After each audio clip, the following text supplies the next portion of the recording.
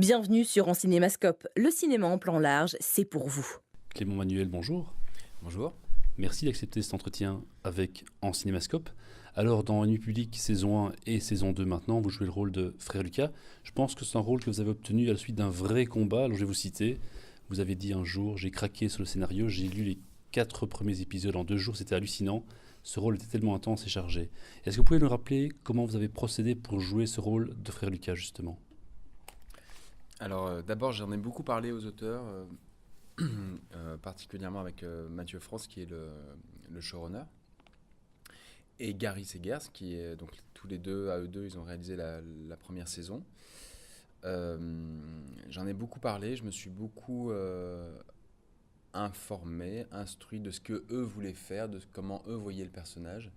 Je leur ai dit ce que moi je voyais à travers ce personnage. Moi, je voyais quelqu'un de très terrien, de très épais, de très musclé, de très fort. Euh, et donc quelqu'un de très puissant. Et, euh, et donc voilà, j'ai décidé de travailler le personnage à travers le corps, de partir du corps pour essayer de trouver la vérité du personnage à travers ça, et de pas trop se soucier du fait qu'il était moine ou pas. Donc évidemment, c'est quelqu'un qui est à la foi, donc ça c'est indéniable, mais de pas trop le penser avec la tête, mais plutôt de le penser avec le ventre. Et c'est ça on s'est rejoint assez vite là-dessus. Alors après, il y a eu peut-être que quelques, on a affiné ce qu'on entendait vraiment par ça, mais c'est ça qui m'a plu, c'est que c'était quelqu'un qui était, c'est un personnage qui est très chargé émotionnellement, qui est bourré d'affect. Avec un fameux travail de votre côté au niveau de la préparation du personnage, notamment physique, vous l'avez dit, vous l'avez évoqué en tout cas, avec je pense la prise d'une dizaine de kilos de muscles pour vraiment être dans ce frère Lucas comme vous le voyez vous, et j'imagine comme vous avez vu aussi avec les créateurs de la série. Oui, alors j'ai pas pris 10 kilos de muscle, j'ai plutôt perdu 10 kilos de graisse. Après, je sais pas très bien combien j'ai pris de kilos de masse, mais c'est pas très important. Mais en tout cas, j'ai fait du sport comme jamais j'en avais fait. Et pour cette saison 2, j'en ai fait encore plus. J'ai fait un entraînement physique plus long, donc euh, une préparation physique plus intense. Et du coup, j'ai pas eu trop à réfléchir à ce qu'était ce personnage, parce que je le connaissais très bien maintenant.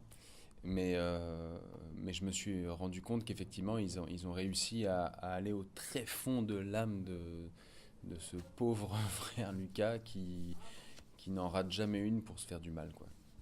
Et qu'est-ce qui vous a attiré dans ce projet Ennemi public? Évidemment ce rôle magnifique de frère Lucas qui vous a vraiment séduit, si j'ai bien compris. Mais hormis ça, dans le projet plus largement.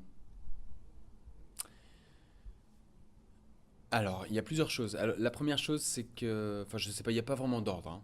Je dis la première chose, mais c'est pour clarifier ma pensée. La première chose, c'est que j'étais content de voir une série RTBF qui envoyait. Ça, je pense que tout le monde est d'accord là-dessus. L'âge des créateurs, qu'on était de la même génération et que du coup on avait les mêmes références. Cette envie de ne pas faire comme, mais de faire avec. Donc, pas essayer de faire comme The Killing ou comme Broadchurch, mais essayer de faire avec ces séries qu'on a tous déjà vues et qu'on connaît par cœur, et de faire autre chose qui leur appartient. Et aussi le fait que ce soit une série qui soit très ancrée en Belgique. C'était très important pour moi, ça. Il y avait quelque chose de très... le fait que ça parle... que l'arrivée de cet ennemi public vienne bouleverser les différentes communautés. Donc la communauté du village, la communauté des moines, viennent bouleverser les communautés familiales. J'ai trouvé ça tout à fait passionnant et tout à fait signifiant en Belgique, qui est quand même divisée en plusieurs communautés. Vous parlez de la Belgique, alors vous êtes belge depuis 17 ans, bruxellois depuis 17 ans, mais de nationalité à la base française. Le cinéma belge, qu'est-ce que ça évoque chez vous? Est-ce qu'il y a des réalisateurs avec qui vous aimeriez tourner? Est-ce qu'il y a un genre de film peut-être en Belgique qui vous séduit particulièrement? Euh, Moi, ce que j'aime dans le cinéma belge, que ce soit des drames ou des comédies, c'est la vérité. Je ne dis pas qu'il faut faire du cinéma vérité, mais c'est la vérité des personnages, la vérité des histoires. la vérité dans ce qu'on veut raconter et la sincérité. Et d'ailleurs, on le voit très bien dans les films de Guillaume Sénès, qui est un réalisateur que j'admire profondément. On l'a vu dans Keeper et on l'a vu maintenant dans Nos batailles.